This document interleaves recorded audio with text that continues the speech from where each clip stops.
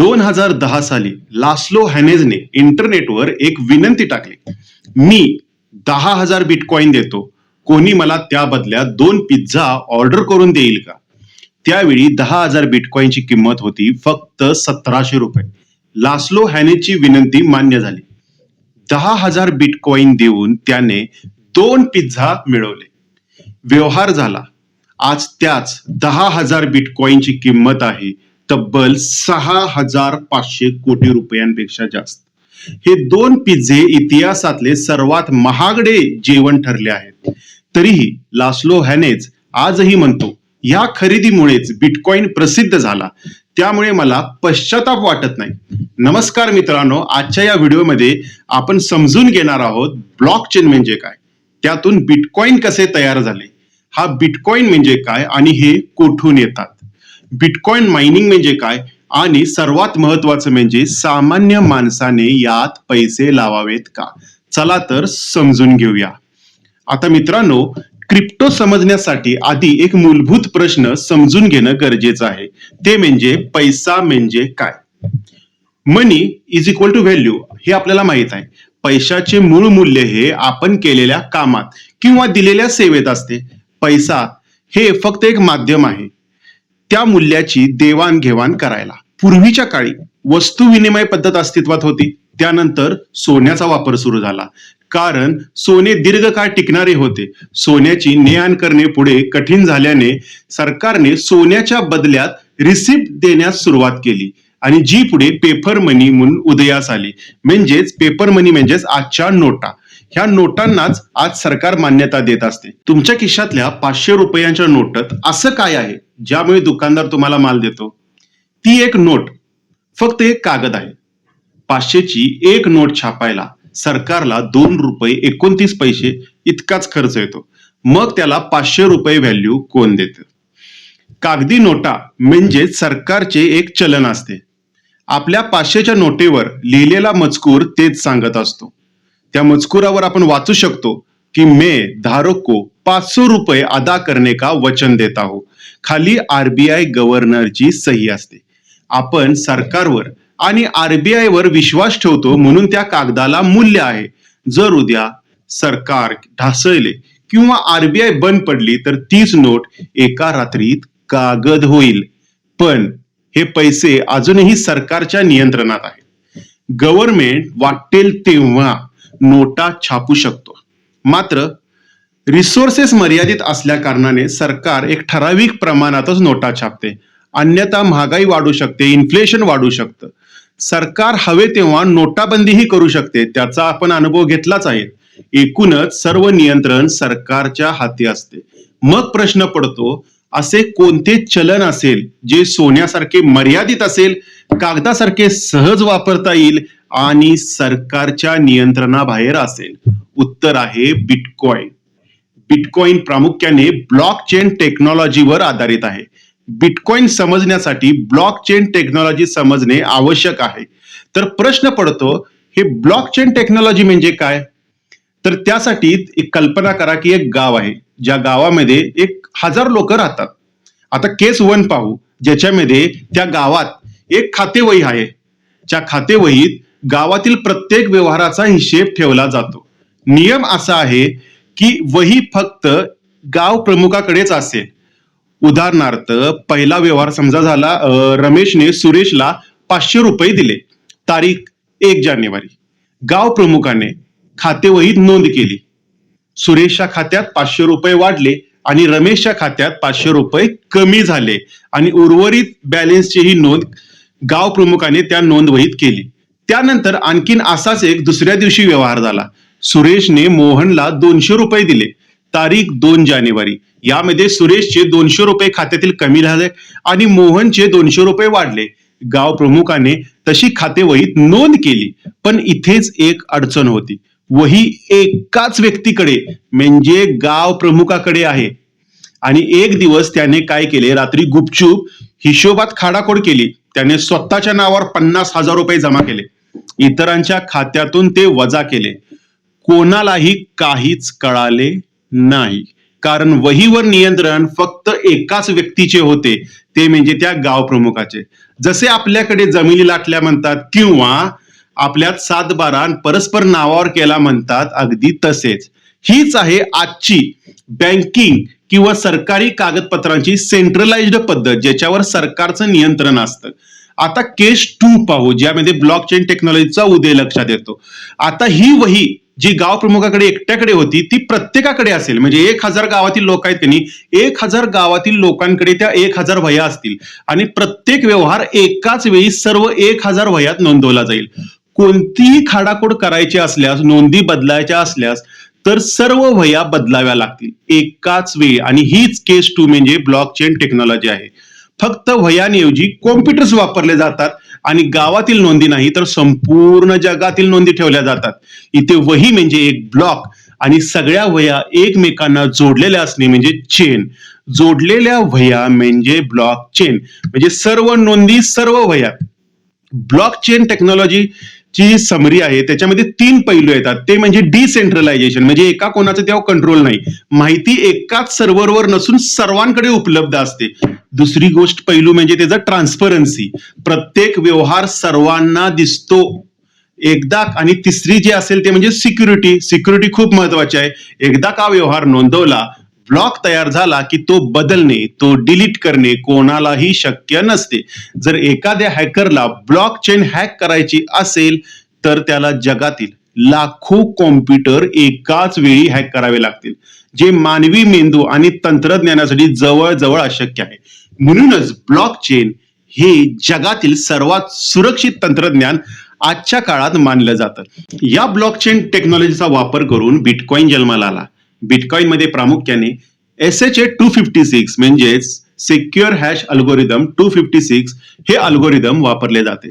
साल होतं 2008. अमेरिकेतून सुरू झालेली आर्थिक मंदी संपूर्ण जगाला गिळत होती. लेहमन ब्रदर क्रायसिस मध्ये अमेरिकेतील 158 वर्ष जुनी वॉल स्ट्रीटची सर्वात जुनी बँक एका रात्रीत बुडाली. $600 बिलियन पाण्यात गेले. कोट्यावधी अमेरिकन लोकांना घरे गमवावी लागली, नोकऱ्या गेल्या, पेन्शन बुडाल्या, आयुष्यभराची बचत संपली. सर्वात मोठा प्रश्न होता, या बँकर्सने अशी चूक कशी केली आणि त्यांना गव्हर्नमेंटने बेल आउट का दिला? करणारे श्रीमंत आणि परिणाम सामान्य माणूस का भोगतो? याच धामधुमीत 31 ऑक्टोबर 2008 रोजी एका रात्री क्रिप्टोग्राफी ईमेल ग्रुपवर एक पेपर पब्लिश झाला. पेपरचे टायटल होते Bitcoin, a peer to peer electronic cash system. लेखकाचं नाव होतं सतोशी नाकामोटो. या 9 पानांच्या रिसर्च पेपरमध्ये एका नवी डिजिटल करन्सीची संपूर्ण रूपरेषा सांगितली गेली होती. बँकेशिवाय, सरकारशिवाय आणि कोणत्याही मध्यस्थ्याशिवाय छापलेले हे पैसे म्हणजे बिटकॉइन. पुढे 3 जानेवारी 2009 बिटकॉइन ऑफिशियली लॉन्च झाला. पहिला ब्लॉक माइन झाला. याला जेनेसिस ब्लॉक म्हणतात. सतोशीने त्या ब्लॉकमध्ये एक गुप्त संदेश ठेवला. द टाइम्स 3 जानेवारी 2009 chancellor on brink of second bail out for bank. म्हणजेच बँका पुन्हा एकदा बुडण्याच्या मार्गावर असल्याने त्यांना वाचवण्यासाठी सरकार जनतेच्या पैशातून दुसऱ्यांदा मोठी बेलआउट म्हणजे आर्थिक मदत देण्याच्या तयारीत आहे. हे त्या दिवशीच्या लंडन टाइम्सच्या पहिल्या पानाचे हेडलाईन होते.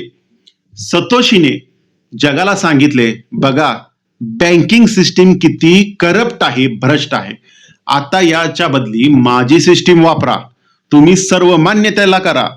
बिटकॉइन लॉन्च नंतर सतोशीने काही काळ क्रिप्टोग्राफी फोरमवर ऍक्टिव्हली पार्टिसिपेट केलं, कोड अपडेट केले, बग्स फिक्स केले. 2010 मध्ये सतोशीने बिटकॉइन प्रोजेक्ट गॅविन अँडरसनच्या यांच्याकडे सोपवला आणि हळूहळू तो कमी ऍक्टिव्ह झाला.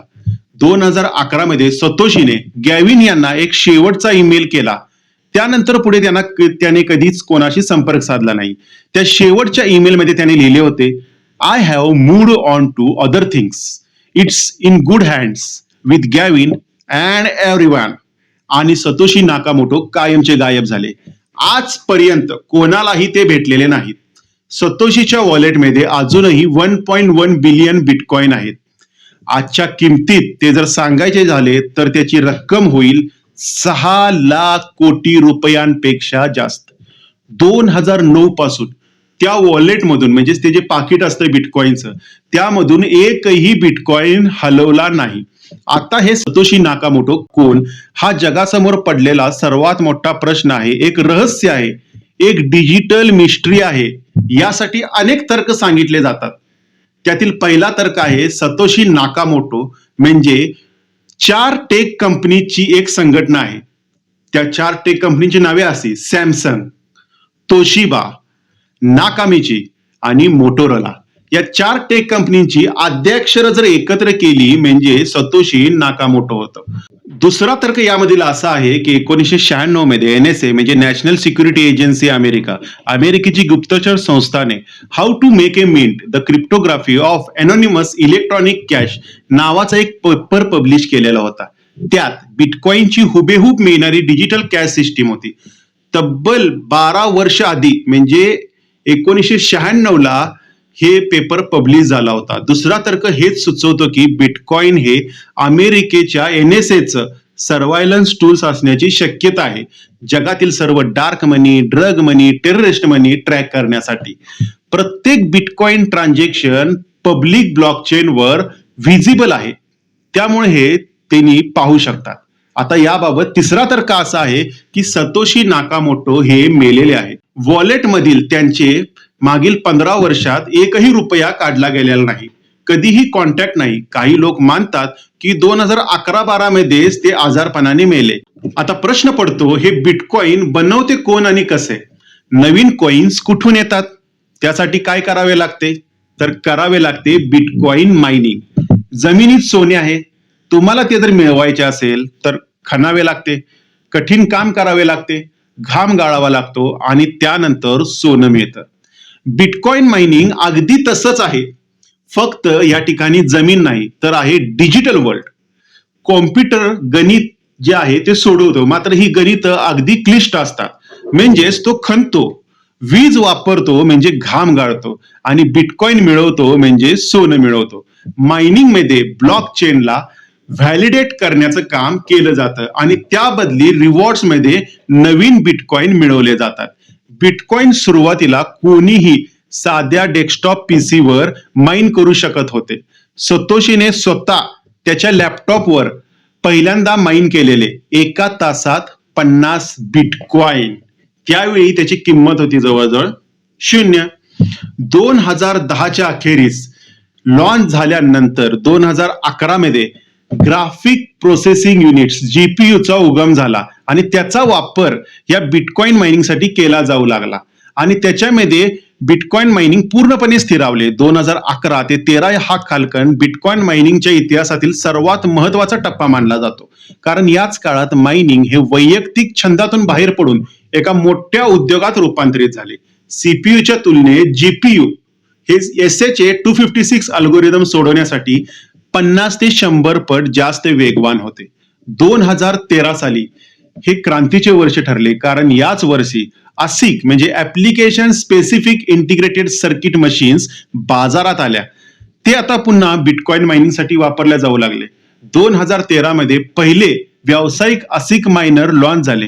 हे मशीन हजारो GPU एकत्र केल्यावर मिळणाऱ्या शक्तीपेक्षाही जास्त शक्तिशाली होते आणि विशेष म्हणजे यातून विजेची बचतही होत होती. त्यानंतर आता हे जो ब्लॉक सोडवले जातात त्याच्यामध्ये दर 2016 ब्लॉक्स नंतर बिटकॉइन नेटवर्क आपली काठिण्य पातळी आपोआप बदलते. जर जास्त मायनर्स आले माइन करायला तर गणित आणखीन कठीण होते आणि जर कमी मायनर्स आले तर गणित आणखीन सोपे होते.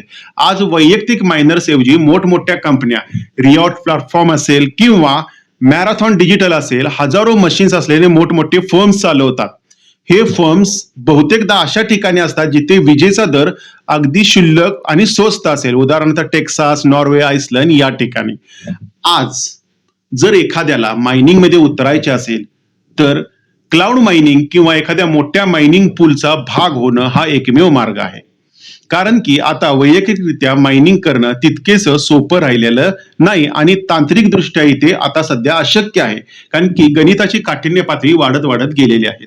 जगात कितीही मागणी वाढली तरी बिटकॉइनची संख्या 2,10,00,000 वर कधीही जाणार नाही. सोन्याप्रमाणेच बिटकॉइनला डिजिटल गोल्ड का म्हणतात याचं मुख्य कारण म्हणजे त्याची ही मर्यादित संख्या. बिटकॉइनच्या निर्मात्याने सतोशी नाकामोटो यांनी सॉफ्टवेअर मधल्या कोडमध्येच ही मर्यादा लिहून ठेवली आहे. हा कोणत्याही सरकारचा नियम नसून एक कठोर गणिती नियम आहे. सतोशीने एक जीनियस रूल बनवला.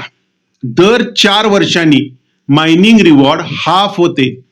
याला हाल्विंग म्हणतात. आता पुन्हा एकदा सांगतो, हाल्विंग म्हणजे काय, तर नवीन बिटकॉइन तयार होण्याचा जो वेग आहे तो 50% कमी करण्याची एक प्रक्रिया आहे. म्हणजे बिटकॉइन मायनिंग करणाऱ्यांना नवीन ब्लॉक तयार केल्यावर जे रिवॉर्ड बिटकॉइन्स मिळतात ते दर 4 वर्षाने अर्धे होतात. यालाच हाल्विंग म्हणतात. म्हणजे आता 2009 ते 2012च्या दरम्यान एका ब्लॉकसाठी 50 बिटकॉइन मिळायचे. 2012 नंतर ते फक्त 25च मिळू लागले. 2016 नंतर फक्त 12.5 मिळू लागले. 2020 नंतर 6.25 आणि आता सध्या 2024 नंतर फक्त 3.125 बिटकॉइन मिळू लागतात एक ब्लॉक सॉल्व्ह केल्यावर.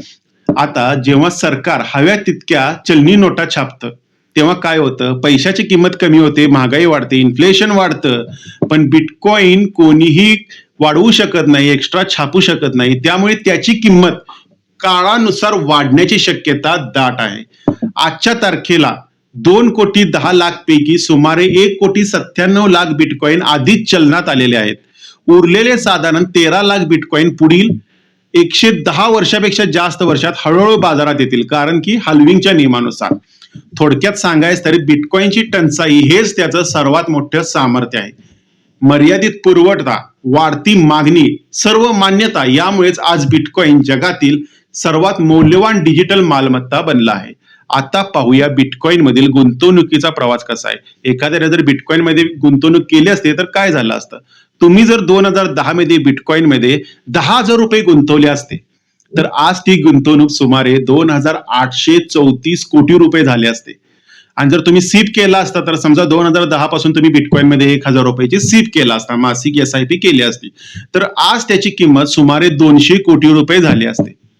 आज एका बिटकॉइनची किंमत किती आहे तर सुमारे 72 लाख रुपये आहे. क्रिप्टो करन्सी त्यानंतर अनेक निर्माण झालेल्या आहेत. उदाहरणार्थ इथेरियम असेल, सोलाना असेल, कार्डानो असेल, रिपल असेल इत्यादी आहेत. त्यापेक्षा हजारो अल्ट कॉइनही उपलब्ध आहेत. 2022 मध्ये इंडियाने क्रिप्टो गेन्सवर 30% फ्लॅट टॅक्स लावला. आता मी तुम्हाला क्रिप्टो घ्या किंवा घेऊ नका हे सांगणार नाही. हा निर्णय तुमचा, जबाबदारी तुमची. पण जर क्रिप्टो मध्ये जाणार असाल तर या नियमांचं पालन नक्कीच करा. हे रूल्स तुम्हाला मोठ्या चुकांपासून वाचवू शकतात. क्रिप्टोमध्ये असेच पैसे गुंतवा जे तुम्ही 100% गमावले तरी तुमच्या घरचं, जेवणाचं, मुलांच्या शिक्षणाचं, EMIचं कोणतंही नुकसान होणार नाही. म्हणजे ते पैसे गेले हे तुम्ही आधीच मनात ठरवून टाका आणि त्यानंतर त्यात गुंतवणूक करा. त्याशिवाय तुमच्या गुंतवणुकीतील क्रिप्टोमधील वाटा 5 ते 10% जास्त नसावा. डायव्हर्सिफिकेशन हेच सेफ्टी. फक्त टॉप प्रूव्हन क्रिप्टोमध्येच तुम्ही इन्व्हेस्टमेंट करा. उदाहरणार्थ बिटकॉइन, इथेरियम हे कम्पॅरेटिव्हली जास्त टेस्टेड आणि सेफ मानले जातात. नवीन, अनोळखी, हॉट टिप्सवाले ऑल्ट कॉइन टाळा. लॉंग टर्म विचार करा. 5 ते 10 वर्षापेक्षा जास्त गुंतवणुकीचा विचार करा. हे झालं क्रिप्टोमधील गुंतवणुकीबाबत. मात्र यामध्ये काही धोका आहे का, तर भविष्यातील सर्वात मोठा धोका मानला जातो ते क्वांटम कॉम्प्युटिंगला. Google, IBM, China powerful quantum computers बनवत आहेत. हे क्वांटम कॉम्प्युटर्स बिटकॉइनचे SHA-256 एन्क्रिप्शन काही मिनिटात तोडू शकेल असा अंदाज आहे. म्हणजेच कोणतेही बिटकॉइन ते चोरू शकतील असा तो अंदाज आहे. 2030 ते 40 पर्यंत हा थ्रेट रिअल होऊ शकतो असा अंदाज सायंटिस्ट कडून वर्तवला जातो. तर मित्रांनो, आज आपण पाहिलं क्रिप्टो आणि ब्लॉकचेनचे संपूर्ण विश्व. एका कागदापासून बिटकॉइन पर्यंतचा पैशाचा हजारो वर्षांचा प्रवास. ब्लॉकचेनची गावाची ती वही जी कोणीही बदलू शकत नाही. सतोशी नाकामोटो 2009 साली जन्माला आले आणि 2011 मध्ये गायब झाले. आजही ती एक डिजिटल मिस्ट्री आहे. त्यानंतर मायनिंग बद्दल पाहिले, ज्याच्यामध्ये डिजिटल सोन्याच्या खाणीत गाम घालणारे हजारो कॉम्प्युटर्स याच्याबद्दल माहिती घेतली. त्यानंतर आता आपल्याला माहितीच आहे, क्रिप्टो हे भविष्य आहे, हे नाकारता येत नाही, पण ते समजून सावधपणे थोड्या प्रमाणात वापरणे हेच शहाणपण आहे. हा व्हिडिओ जर तुम्हाला आवडला असेल तर तुमच्या मित्रांवर नक्की शेअर करा, व्हिडिओला लाईक करा, चॅनेलला सबस्क्राईब करा आणि पुढचा व्हिडिओ पाहायला विसरू नका. व्हिडिओ पाहिल्याबद्दल धन्यवाद.